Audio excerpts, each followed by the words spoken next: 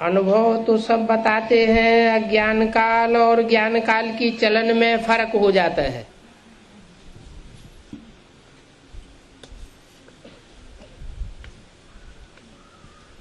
ज्ञान का इतना प्रभाव तो समझ में आता है,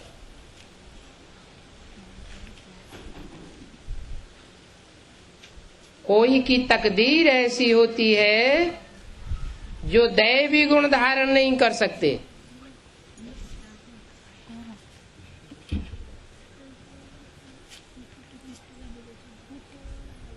तकदीर कहाँ से आती है?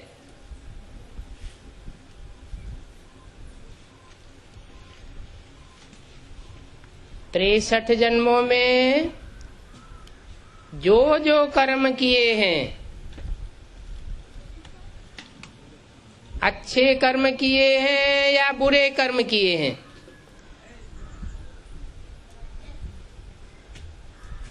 उन कर्मों से ही तकदीर बन करके आती है।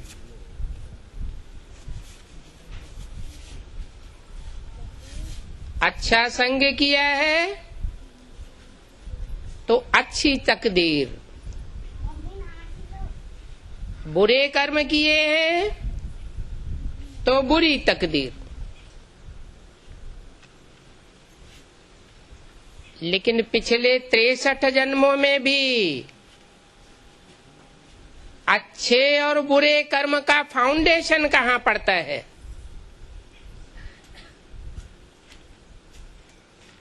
अच्छे संग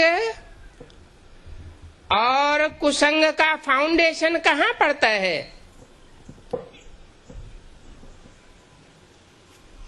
वो यही संगम युग है, जबकि भगवान डायरेक्टर बन करके इस सृष्टि रूपी रंगमंच पर आता है।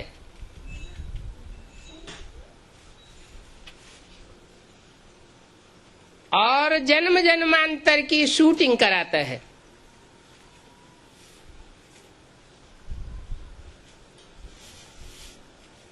हम एक्टर्स जो आत्मा रूपी एक्टर्स हैं, जन्म जन्मांतर अनेक चोले धारण करते चले आए हैं।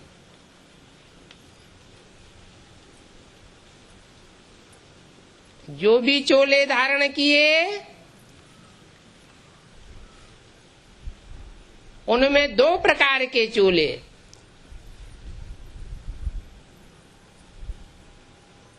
सृष्टि के आदि काल से लेकर के मध्यकाल तक जिन्होंने देवताई चोले धारण किए,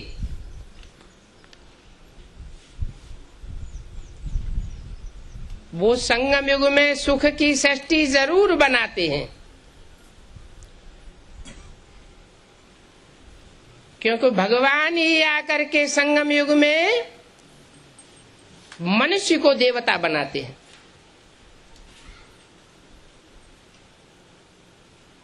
मनुष्य से देवता सब नहीं बनते।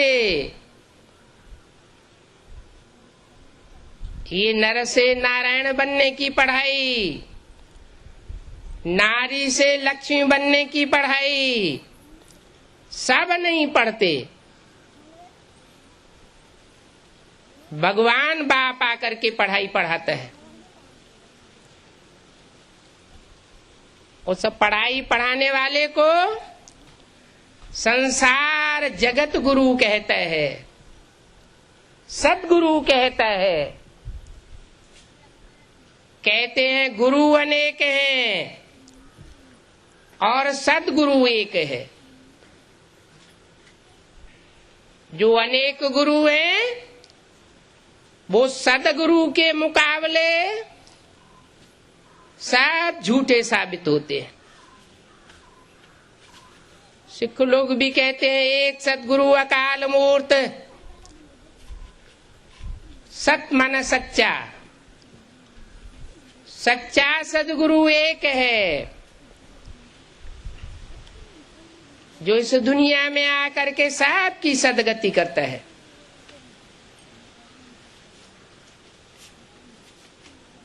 ये बात दूसरी है कि कोई तो इस भगवान की पढ़ाई पर अटेंशन देते हैं और अनेक जन्मों की सदगति प्राप्त कर लेते हैं, राम कृष्ण की दुनिया में पहुंच जाते हैं और राम कृष्ण के संगी साथी बनकर के रहते हैं।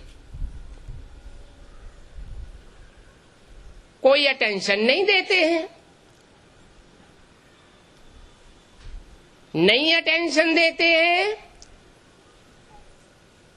तो राम कृष्ण जैसे जो हीरो हीरोइन पार्टधारी आत्माएं हैं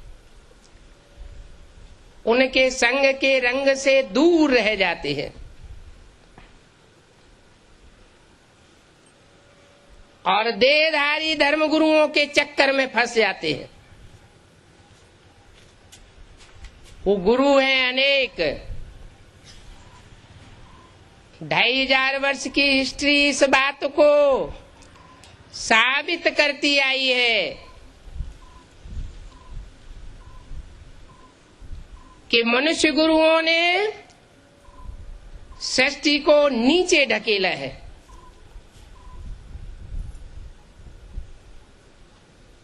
पाताली गर्त में गई है मनुष्य सृष्टि।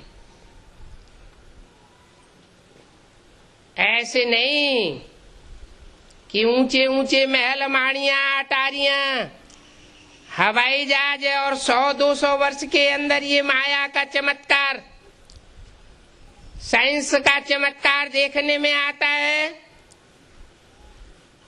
तो भाव स्वभाव संस्कार कोई देवता ही बन गए हैं। नहीं, कोई देवता नहीं बन गया। सब मन से, वचन से, कर्म से, संबंध से, संपर्क से एक दूसरे को दुख देते आए हैं। मनुष्य गुरुओं की पढ़ाई का ये प्रभाव हुआ है। दुनिया में स्नेह और सहयोग की भावना घटती गई है। ये द्वैतवादी युग द्वापर से ऐसा हुआ। सतयुग त्रेता अद्वैतवादी युग था। अद्वैत का मतलब है वहां दूसरा राजा नहीं होता था, एक राजा होता था, एक धर्म होता था, एक मत होती थी।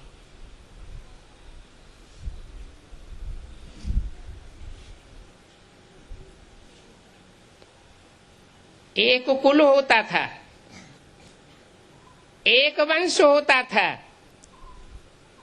एक भाषा होती थी। इसलिए आपस में वैमनस्य और लड़ाई झगड़े का तो सवाल ही नहीं था, क्योंकि उन्होंने उन सतयुग त्रेता के देवताओं ने एक से पढ़ाई पढ़ी, एक की मत पर चले, एक गुरु से शिक्षा ली। जो गुरु सदगुरु कहा जाता है और उसकी भेंट में जो दुनियावी गुरु हुए वो आज तक भी पढ़ाई पढ़ाते चले आ रहे हैं।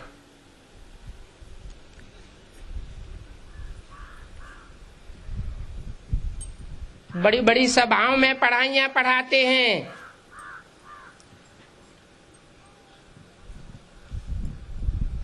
और बाप आकर एक एक बच्चे के साथ मेहनत करते हैं।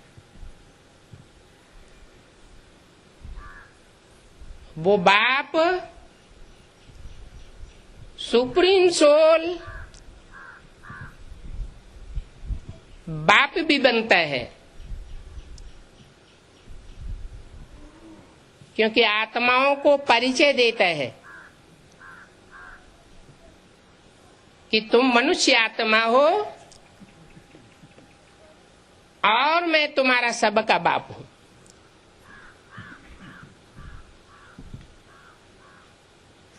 वो बाप में मनुष्यों का बाप भी साबित हो जाता है और आत्माओं का बाप भी साबित हो जाता है।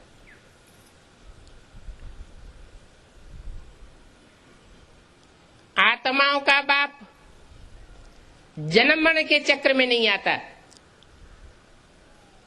क्योंकि बिंदु बिंदु आत्माएं वो सब पार्टधारी हैं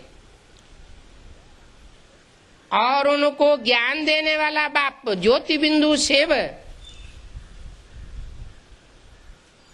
वो तुरीय पार्टधारी है।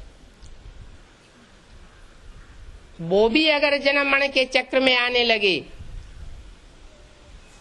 तो इस दुनिया से छुड़ाने वाली कोई आत्मा इस सृष्टि पर नहीं है।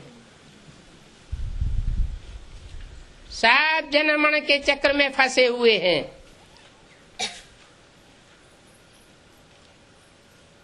सब नीचे लुढ़कते जाते हैं। आत्मा की बैटरी सबकी डिस्चार्ज होती जाती है। ये आत्मा रूपी बीज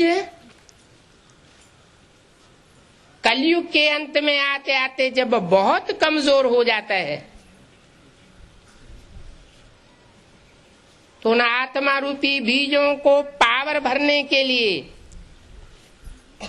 या आत्मा रूपी बैटरीज में पावर भरने के लिए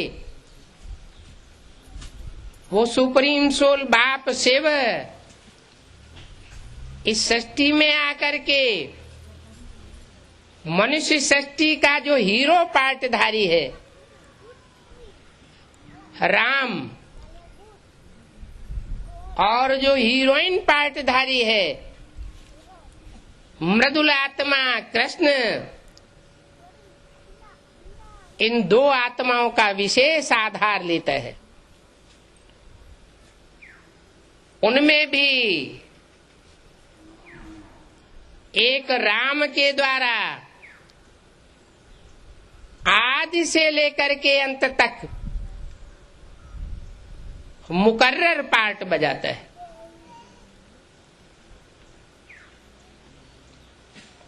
बाप के रूप में पार्ट बजाता है, राम के व्यक्तित्व अंतिम जन्म के द्वारा सुप्रीम टीचर का पार्ट बजाता है। सुप्रीम टीचर का मतलब ही है जो सारी दुनिया को पढ़ाई पढ़ाने वाला है, लेकिन उस दुनिया में कोई उसको पढ़ाई नहीं पढ़ा सकता और ऊंचे से ऊंची पढ़ाई पढ़ाने वाला है। जिंदगी का कैरियर इतना ऊंचा कोई नहीं बना सकता जैसे आज के टीचर्स हैं, लेक्चरर्स हैं, प्रोफेसर्स हैं। बड़े से बड़ा डॉक्टर बनावेंगे, 1000, 10,000, 15,000, 50,000 पर मंथ कमावेंगे, लेकिन एक जन्म के लिए। और वो सुप्रीम टीचर ऐसी पढ़ाई पढ़ाता है कि रामकृष्ण की दुनिया में तो देवी देवता बनकर के जन्म लेते ही रहते हैं। 21 जन्म के लिए भाव स्वभाव संस्कार सिर्फ सुख भोगने का ही बनता है, लेकिन उन्हें 21 जन्मों के आधार पर 63 जन्मों का भी हिसाब किताब द्वापर कलयुग का भी बन जाता है। जो जितना ऊंचा देवता बनता है सतयुग त्रेता में,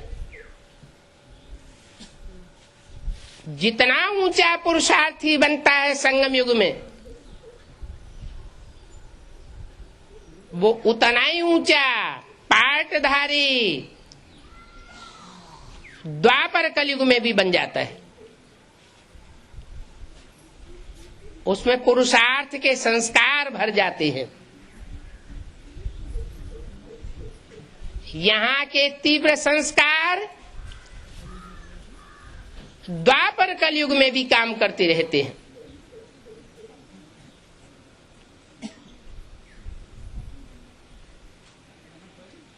जैसे बाबर का मिसाल है,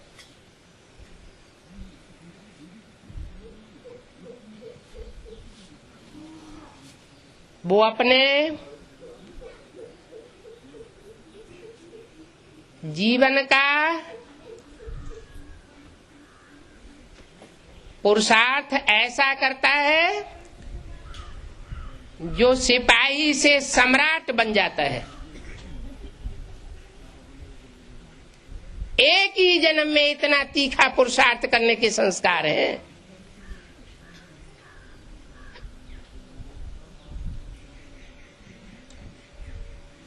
तो ये संस्कार कहां से भरे? ये भगवान बाप आकर के जो पढ़ाई पढ़ाते हैं, जो भारत का सहज राजयोग सारी दुनिया में प्रसिद्ध है। देश विदेश के लोग आज भी भारत में चक्कर काटते हैं।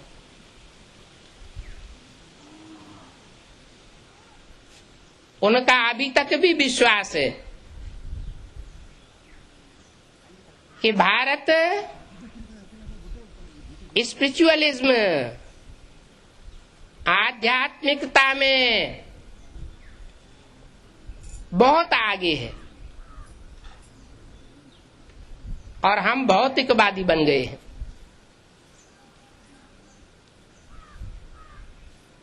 भौतिक सुखों से हमको जो सुख मिलना चाहिए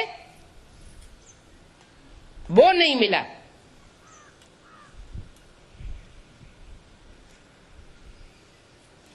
उनको ये पता नहीं है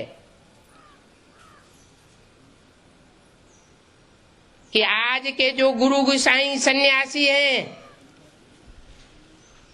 भारत में, वो उस आध्यात्मिकता को सिखाने वाले नहीं हैं। आध्यात्मिकता की ज्योति जगाने के लिए स्वयं भगवान सदगुरु बनकर के यूनिवर्सिटी खोल रहा है। और ये यूनिवर्सिटी, जिसे विश्वविद्यालय कहा जाता है, सारे विश्व के लिए है। वो मनुष्यों के द्वारा चलाए हुए विश्वविद्यालय सारे विश्व का कल्याण नहीं करते हैं।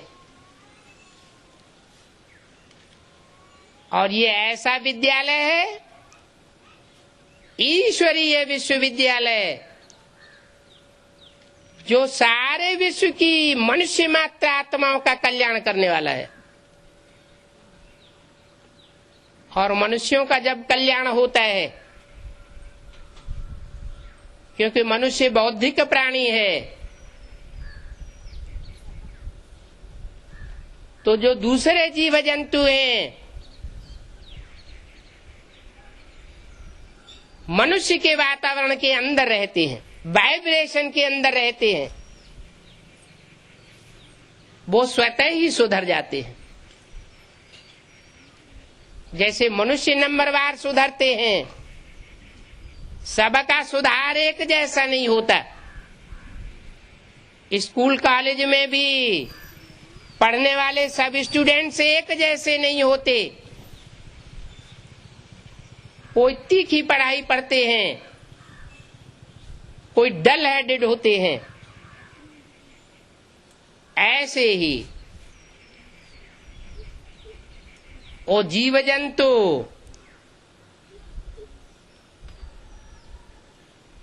जो उन मनुष्यों के संसर्ग संपर्क में आते हैं, जो मनुष्य ईश्वरीय पढ़ाई पढ़ते हैं, ईश्वरीय सिखाए हुए राजयोग के आधार पर अपनी दृष्टि वृत्ति को सुधारते हैं, पवित्र दृष्टि बनाते हैं। जो गायन है देवताओं के लिए कमल नयन, कमल मुख,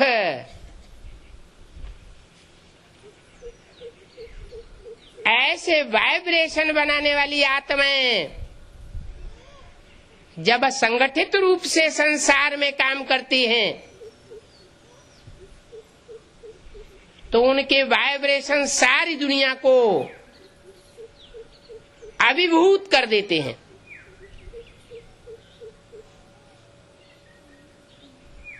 जो भी आत्माएं हैं,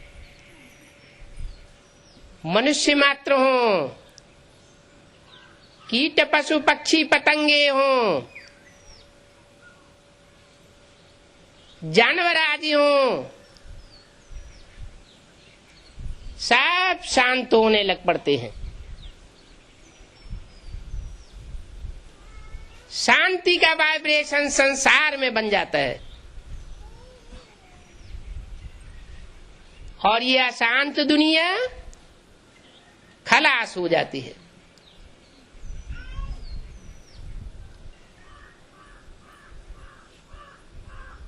अभी बाप कहते हैं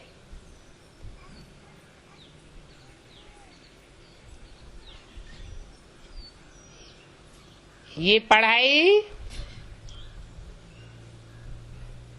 फिर किसी जन्म में प्राप्त नहीं होगी।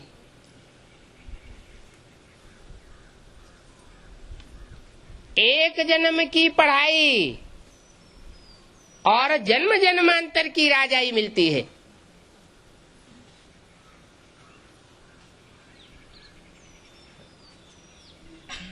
मनुष्य जो पढ़ाई पढ़ाते हैं उसकी ये भी गारंटी नहीं कि उसकी प्रारब्ध एक जन्म में मिले भी न मिले।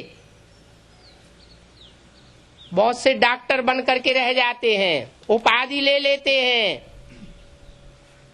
डॉक्टरी का धंधा सफल नहीं कर पाते। बहुत से वकील बन जाते हैं, LLB कर लेते हैं, 4 आने भी जिंदगी में कोर्ट में नहीं कमा पाते, खेती करते हुए देखे जाते हैं। और ये ईश्वरीय पढ़ाई ऐसी है जो 21 जन्मों के लिए तो गारंटी देती है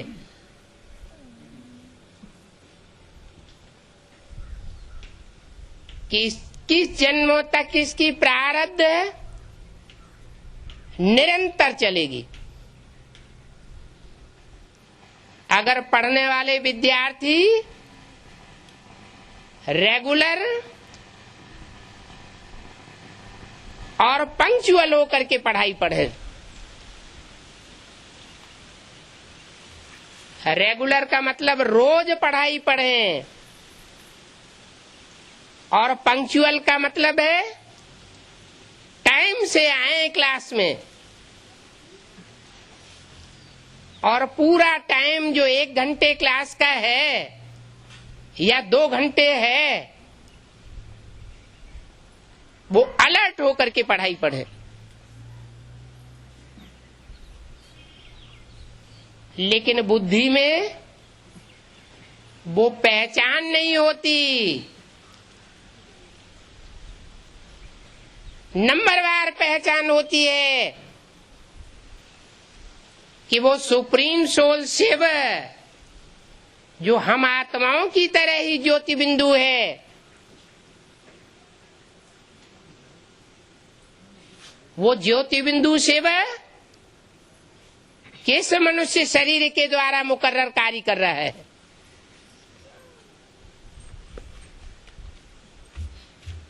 क्या पढ़ाई पढ़ा रहा है।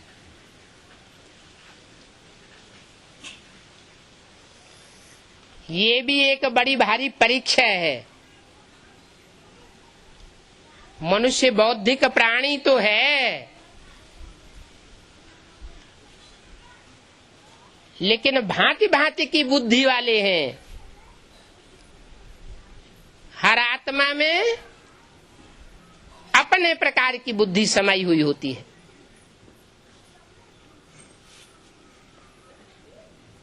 जीव जंतु, पेड़ पौधे, उनमें जड़त्वमयी बुद्धि है और मनुष्य में चैतन्यता से भरी पूरी बुद्धि है। मनुष्यों में भी जो कलयुग के अंत में सिर्फ एक जन्म लेने वाली आत्माएं हैं,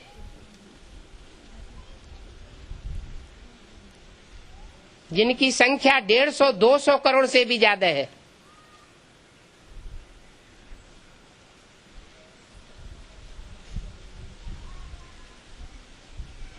वो बुद्धि तो होती है,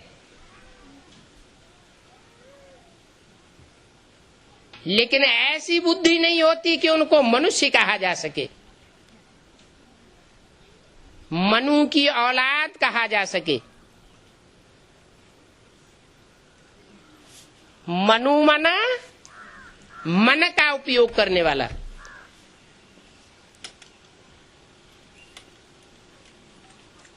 जो मन बुद्धि का उपयोग ही नहीं करता,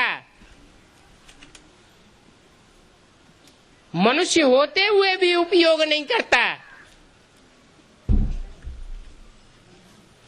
जैसे जानवर होता है। कोई भी आवेग आवेगा,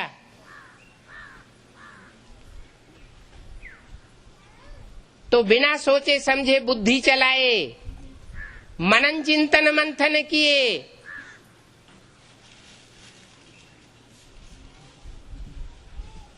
अपना कार्य कर बैठेगा।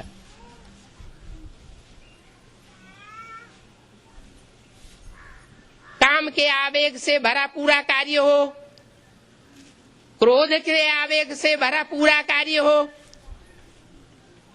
लोभ के आवेग से भरा पूरा कार्य हो, वो बुद्धि और मन का उपयोग किए बगैर कर बैठेगा। बाद में भले कोई भी रिजल्ट आए, भले मौत भी हो जाए, वो मन बुद्धि का उपयोग नहीं करेगा। तो जानवर और मनुष्य में कोई फर्क नहीं रहा। इसलिए भगवान बाप बताते हैं कि 500 करोड़ तो मनुष्यों की सृष्टि है, वैसे तो 600, 700, 750 करोड़ मनुष्य भी हैं।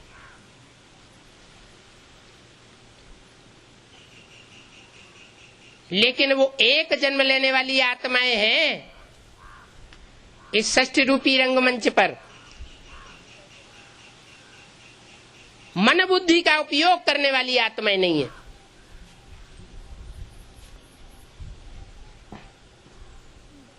तो जो 500 करोड़ की मनुष्य सृष्टि है,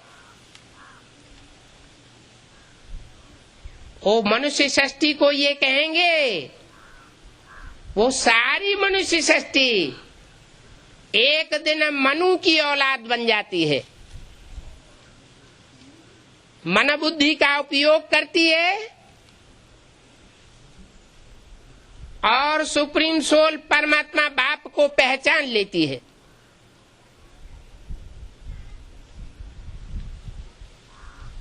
पहचान कर उसकी जो निर्धारित पढ़ाई है, ईश्वरीय पढ़ाई, उसको पढ़ती है, जीवन में धारण करती है, और जैसी जैसी धारणाएं होती हैं वैसी वैसी प्राप्ति होती है।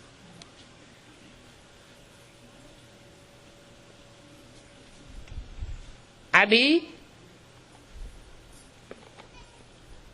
ईश्वरीय पढ़ाई का 2/3 हिस्से से ज्यादा समय पूरा हो गया। जैसे और धर्म पिताएं आते हैं,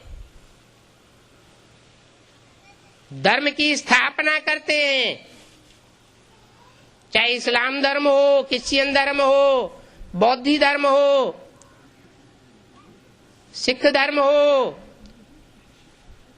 वो 100 वर्ष के अंदर ही अपने धर्म की स्थापना करके काम पूरा कर देते हैं।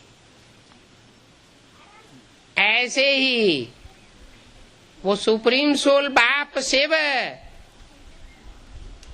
इस सृष्टि पर आकर के 100 वर्ष के अंदर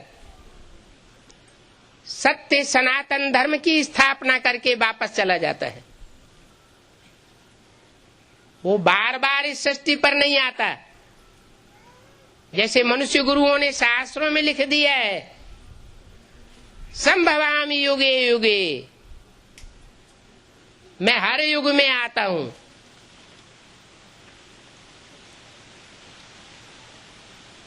अरे हर युग में आने की दरकार क्या है? लौकिक बाप भी होता है, अपने बच्चों के लिए मकान बनाता है, तब ही बनाता है जब पुराना मकान पूरा हो जाए, पुरानापन आ जाए, दुखदाई हो जाए मकान, तब नया मकान बनाता है। ऐसे नहीं कि नए मकान को तोड़ देगा। दुनिया की हर चीज 4 अवस्थाओं से गुजरती है। मनुष्य भी 4 अवस्थाओं से गुजरते हैं। जैसे मनुष्य का बचपन सतो प्रधान,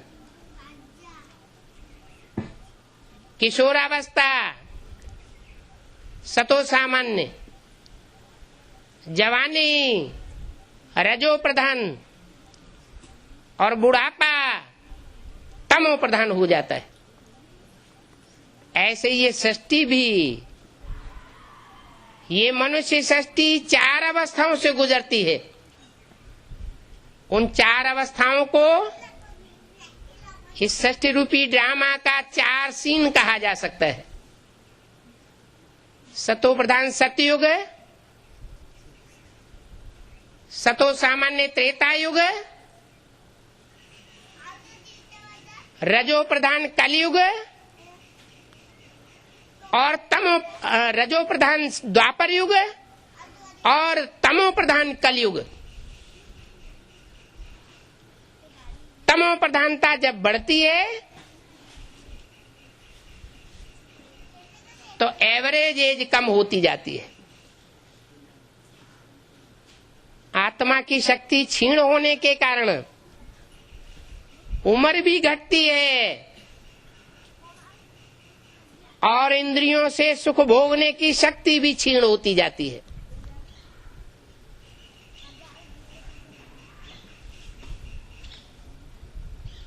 भगवान बाप सुप्रीम सोल आते हैं तो राजयोग के द्वारा आत्मा में शक्ति भरते हैं। वो शक्ति भरने की प्रक्रिया है सहज राजयोग। शक्ति क्षीण कैसे हुई सो भी बताते हैं। सुख भोगते भोगते आत्मा की शक्ति क्षीण हो गई। सतयुग त्रेता में भी सुख भोगे और द्वापर कलयुग में भी सुख भोगे। सतयुग त्रेता में जो सुख भोगे वो अव्यभिचारी सुख भोगे। राधा की दृष्टि कृष्ण में ही डूबती थी, कृष्ण की दृष्टि राधा में ही डूबती थी। दृष्टि मात्र भी विचार नहीं होता था। ऐसी सतयुग त्रेता की देवताई सृष्टि थी। बाकी सुख वहां भी भोगते हैं, इंद्रियों के द्वारा ही सुख भोगते हैं, लेकिन आत्मा की शक्ति धीमी गति से क्षीण होती है। और द्वापर कलयुग में द्वैतवादी युग होने के कारण, अनेक मनुष्य गुरुओं का प्रभाव होने के कारण, अनेक धर्म पिताओं के प्रभाव के कारण अनेक धर्म और अनेक राज्य फैल जाने के कारण व्यभिचार फैल जाता है, जिसे कहते हैं कुत्तपना, बंदरपना। ऐसा जो व्यभिचार फैलता है, उसके कारण आत्मा की शक्ति बड़ी तीव्र गति से डाउन होती चली जाती है। तो बाप बताते हैं ये रहस्य कि अनेकों के संग के रंग से तुम पतित और विकारी बन गए। अब एक सुप्रीम सोल बाप के संग के रंग से तुम अपनी आत्मा को, आत्मा रूपी बैटरी को, आत्मा रूपी बीज को फिर से 16 कला संपूर्ण, संपूर्ण अहिंसक, मर्यादा पुरुषोत्तम, श्रेष्ठ आत्मा बनाए सकते हो। अनेकों के संग के रंग में आकर के द्वैतवादी युग से नीचे गिरते गए। अभी मैं फिर से आया हूं अद्वैत धर्म स्थापन करने के लिए। वहां सतयुग त्रेता में एक ही धर्म होगा, दूसरा धर्म नहीं होगा। इसलिए धारणाएं श्रेष्ठ होंगी। श्रेष्ठ धारणा वालों को ही देवता कहा जाता है, भ्रष्ट धारणा वालों को मनुष्य और राक्षस कहा जाता है। कलयुग में सब राक्षस संप्रदाय बन जाते हैं। कोई छाती ठोक कर नहीं कह सकता कि हम मन वचन कर्म से, तन मन धन से कोई को कभी दुख नहीं देते।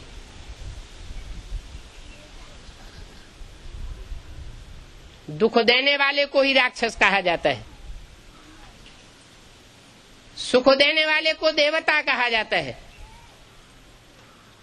और देवताओं को भी बनाने वाला सुख का सागर बाप है, जो आकर के मनुष्य से देवता बनाता है। जो राक्षसी स्वभाव के हैं वो संपूर्ण देवता नहीं बन सकते। जन्म जन्मांतर का उनका राक्षसी स्वभाव रहा है, व्यभिचार फैलाने का स्वभाव संस्कार रहा है।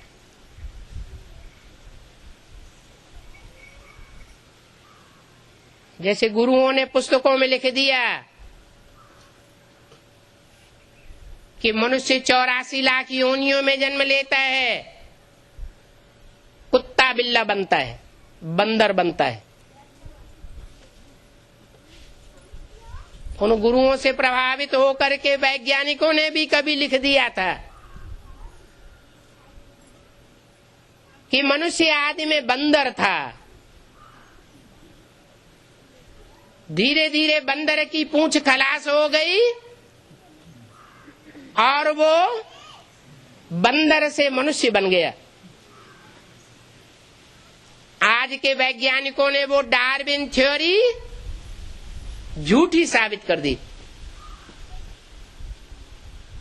वास्तव में मनुष्य आत्मा की बीज की जो जाति है वो अलग जाति है। भांति भांति की जाति के बीज होते हैं। जैसी जाति का बीज होता है वैसा ही वृक्ष तैयार होता है। मनुष्य जाति का बीज होगा तो मनुष्य ही पैदा होंगे। जानवर की जाति का बीज होगा माना चैतन्य बीज, आत्मा रूपी बीज, तो जानवर ही पैदा होगा। कैटेगरी जानवरों की अलग हो सकती है, जैसे चौपाए जानवर, 4 पांव वाले, 4 पांव से चलने वाले, उनकी जाति विविचार के संक्रमण से बदल सकती है। जैसे घोड़ा खच्चर बन जाता है, ऐसे मनुष्य भी एक जाति है। मनुष्य से बिगड़ता है तो राक्षस बन जाता है, और मनुष्य जब सुधरता है तो देवता बन जाता है।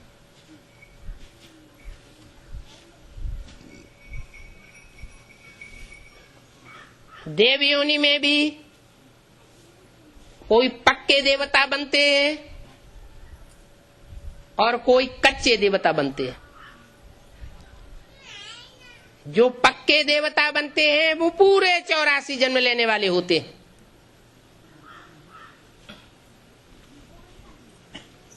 पक्के सनातन धर्मी, सनातन का मतलब ही है पुराने, पूरे 84 जन्म लेने वाले।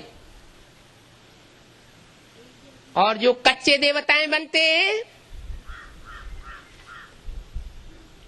उसका भी कारण है कि वो कच्चे देवताएं क्यों बनते हैं।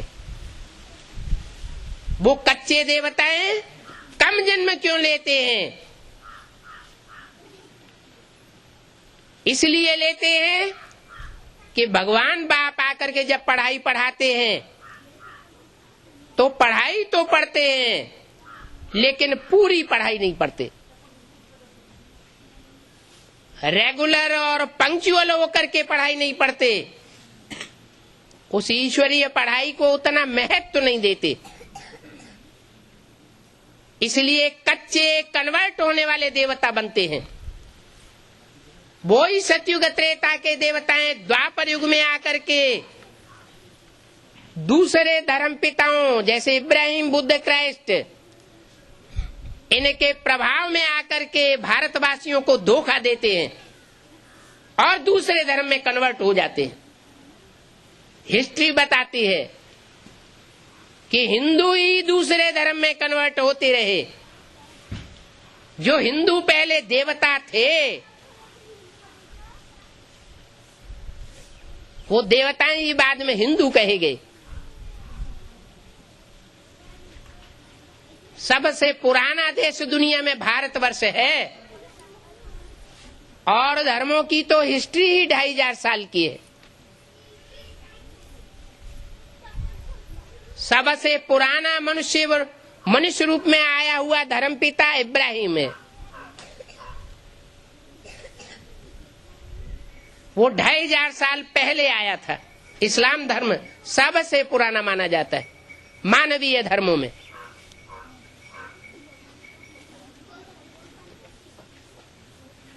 लेकिन वो इस्लाम धर्म कैसे बना? इब्राहिम ऊपर से आया तो सारे इस्लामी ऊपर से आकर के नीचे बन गए, या पहले भी मनुष्य सृष्टि थी? पहले भी भारत में मनुष्य सृष्टि थी। जो देवताएं थे उन देवात्माओं में ही ऊपर से आने वाली दूसरे धर्म की आत्माएं प्रवेश करती हैं और प्रवेश करके भारत के हिंदुओं को कन्वर्ट कर लेती हैं। जो कच्चे देवताएं होते हैं वो कन्वर्ट होते हैं, पर धर्म में चले जाते हैं।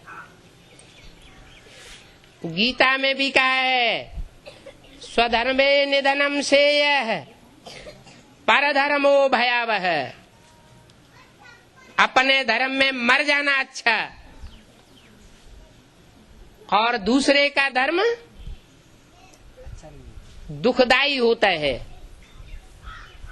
दूसरे धर्म के धर्म पिताएं और उनके फॉलोअर्स देवता धर्म के अथवा हिंदू धर्म की आत्माओं को कन्वर्ट करके अपना दास दासी बना करके रखते हैं।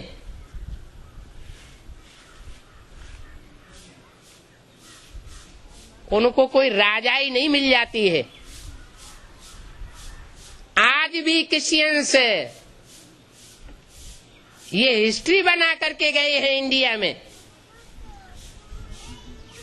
कि भारतवासियों को नौकर बनाना सिखा दिया।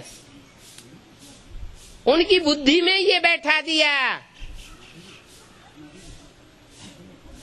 कि नौकरी करना बहुत अच्छी चीज है। नौकरी और चाकरी उसको कहते हैं दास दासी बनना, कोई न कोई के अंडर में रहना। वो धर्म पिताएं साहब दास दासी बनना सिखाते हैं और मनुष्य सृष्टि को उन्होंने दास दासी बना करके रखा है। भगवान बाप ही एक ऐसी आत्मा है, सुप्रीम सोल, जो आकर के बताते हैं कि बच्चे मैं तुमको राजा बनाने आता हूं, राजयोग सिखाने आता हूं। तो राजा रानी पद पाना चाहिए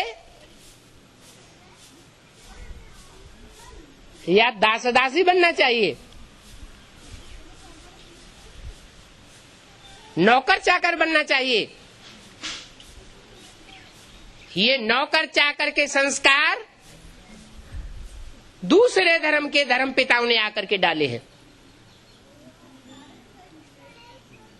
भगवान बाप तो आकर के राजाई स्थापन करता है और दूसरे धर्म के धर्म पिताएं सारी दुनिया को प्रजातंत्र में कन्वर्ट कर देते हैं।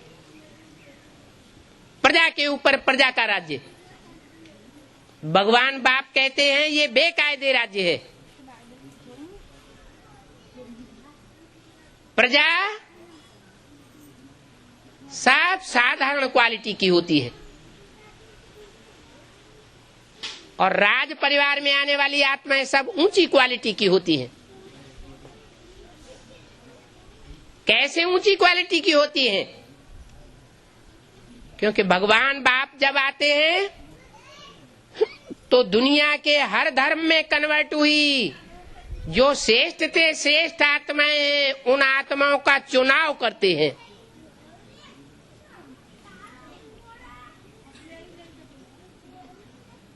और उन श्रेष्ठ से श्रेष्ठ आत्माओं को चुन करके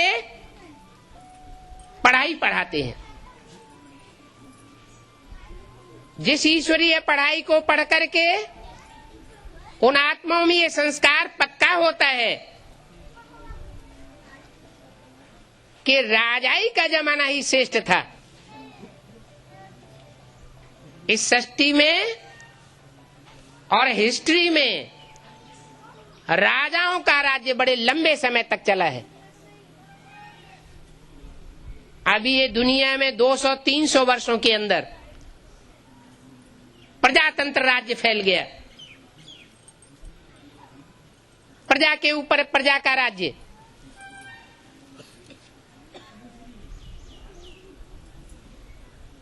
ये भगवान बाप आकर के नहीं बनाते।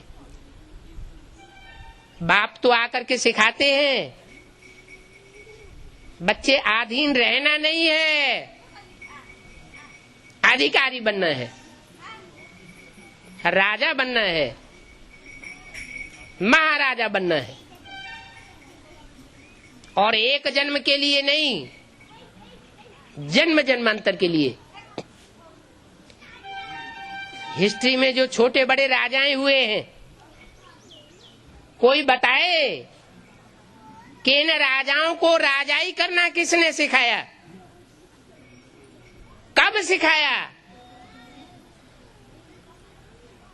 डॉक्टरों को डॉक्टरी सिखाई जाती है, वकीलों को वकालत सिखाई जाती है, इंजीनियर्स को इंजीनियरिंग सिखाई जाती है। इन राजाओं को राजाई करना किसने सिखाया, कब सिखाया? वो भगवान ने सिखाया। भगवान आकर के राजा बेटा बनाता है। ये जन्म जन्मांतर के संस्कार, राजा और रानी बनने के संस्कार, राज परिवार में जन्म जन्मांतर प्रिंस प्रिंसेस बनने के संस्कार अभी भगवान बाप आकर के आत्माओं में भर रहे हैं। हिस्ट्री की बात है। कहते हैं आधा में जाम और आधा में रैयत। जाम माने राजा। आधी धन संपत्ति में राजाएं पलते हैं और उनका परिवार पलता है। राज्य की जो भी धन संपत्ति होती है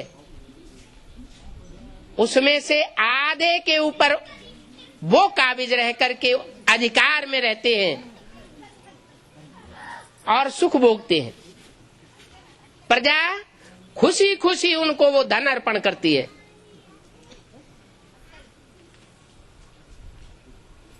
और आधे में सारी प्रजा पलती है।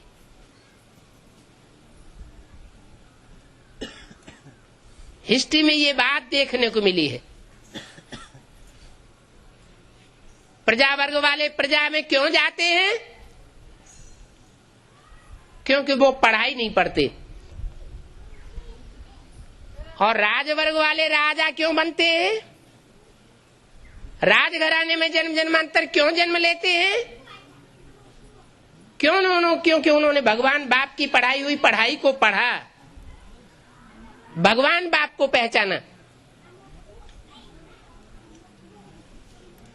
भक्त लोग तो ऐसे ही बिना जाने बिना पहचाने मंदिरों में जाकर के भगवान की पूजा करते रहते हैं।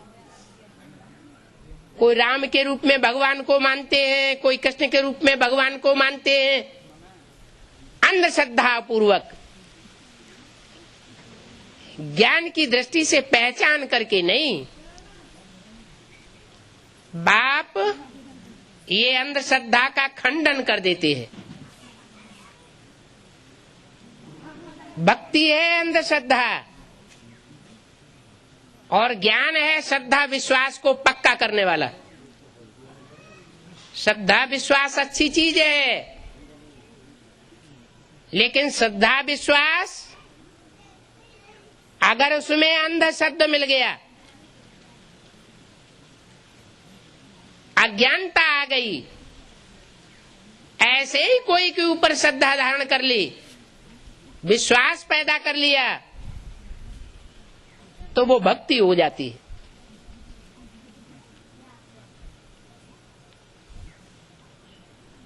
अंधश्रद्धा और अंधविश्वास को खंडन करना ये ज्ञानियों का काम है। भगवान बाप आकर के ऐसे ज्ञानी बच्चे तैयार कर रहा है।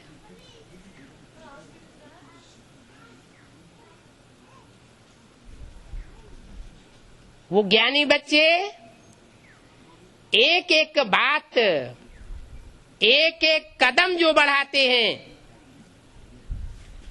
उसमें देखते हैं कि ये काम कारणकारी के विश्लेषण पूर्वक है या नहीं है, क्या करना है और क्या नहीं करना है, कौन सा कार्य सत्य है और कौन सा कार्य असत्य है, ये निर्णय करना ज्ञान के तीसरे नेत्र का काम है। ये बुद्धि का नेत्र भगवान बाप आकर के खोलते हैं। तीनों कालों का ज्ञान देते हैं। तीनों कालों का सही ज्ञान मनुष्य गुरुओं के पास नहीं हो सकता। वो तीनों कालों का ज्ञान ऐसे ही के पास हो सकता है जो जन्म मरण के चक्र में ना आता हो। वो जन्म में और मरण के चक्र में ना आने वाली आत्मा सदा शिव है, सदैव कल्याणकारी है।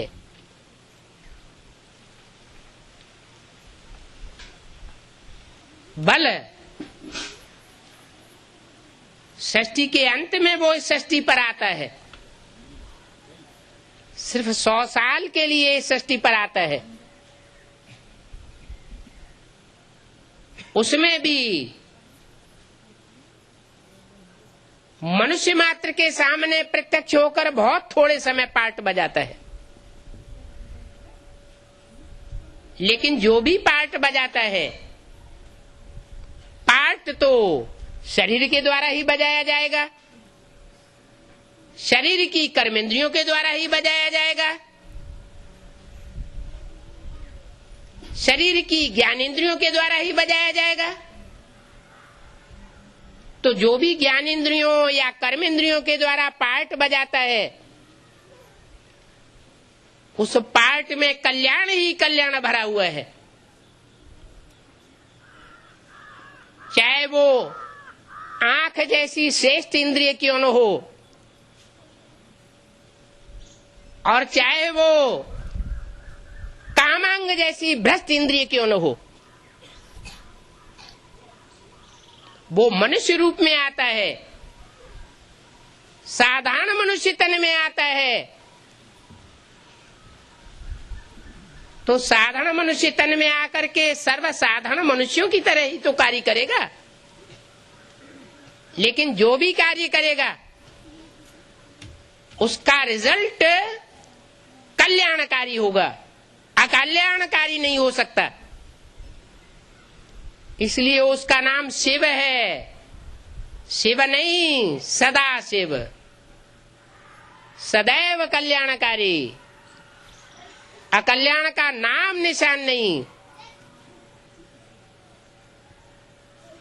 शिव नेत्र कहा जाता है, शिवलिंग कहा जाता है। कहते हैं दृष्टि से सृष्टि सुधरती है। ट्रकों में लिखा हुआ देखा होगा, बुरी नजर वाले तेरा मुंह काला। तो बुरी नजर से बुरा असर होता है ना।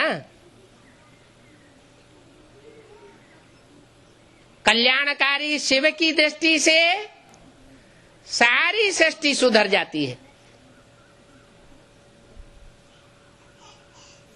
वो शिव नेत्र कहा जाता है। वही शिव नेत्र दृष्टि से सृष्टि को सुधारने वाला भी है। और शास्त्रों में लिखा है कि वही नेत्र जब खुलता है तो आसुरी सृष्टि का क्या हो जाता है? विनाश हो जाता है। आसुरी सृष्टि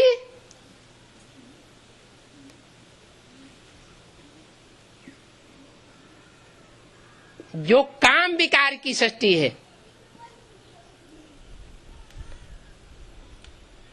वो कामदेव को भस्म कर देता है। तीसरा नेत्र शास्त्रों में तो लिख दिया है, वो काम देवता कोई देवता का तो रूप धारण करके आया था।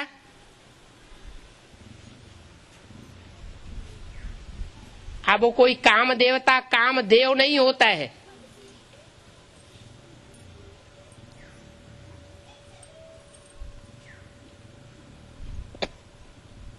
वास्तव में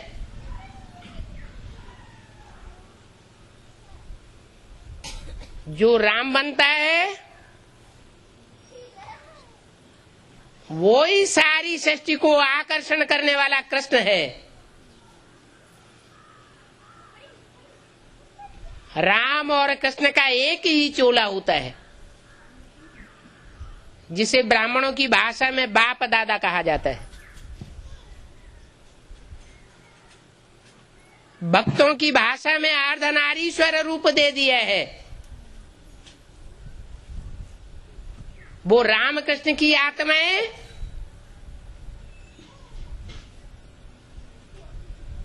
दोनों मिलकर के स्थापना, पालना और विनाश तीनों ही कार्यों को संपादन करती है।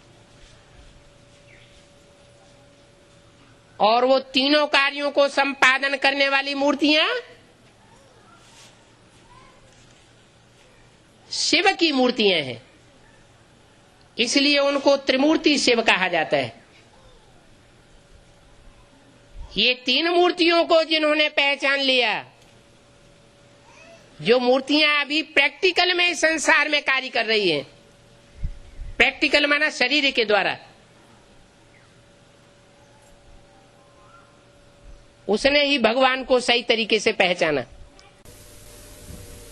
क्योंकि भगवान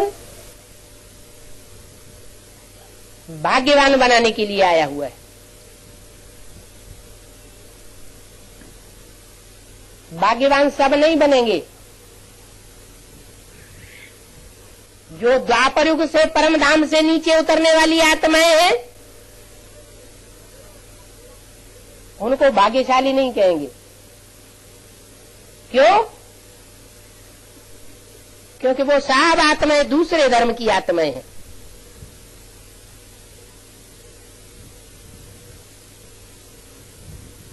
वो द्वैतवादी युग में ही आती है, दुख की सृष्टि में ही आती है। वो दुर्भाग्यशाली है उन आत्माओं के मुकाबले जो सतयुग त्रेता में आकर के जन्म लेती है।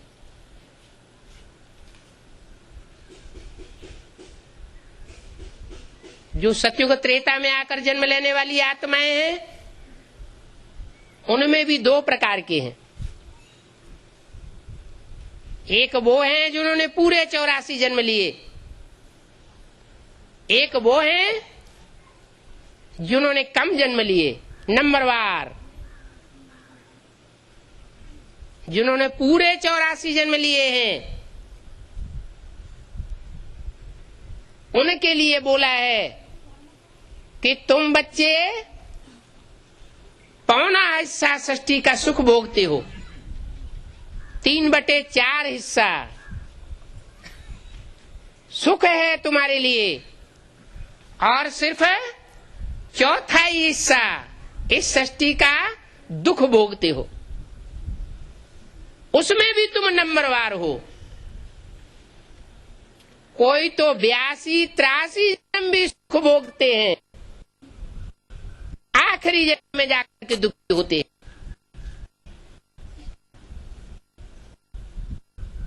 तो ऐसी पढ़ाई जो सुख का सागर बाप आकर के पढ़ा रहा है, अब नहीं पढ़ेंगे तो कब पढ़ेंगे? ओम शांति।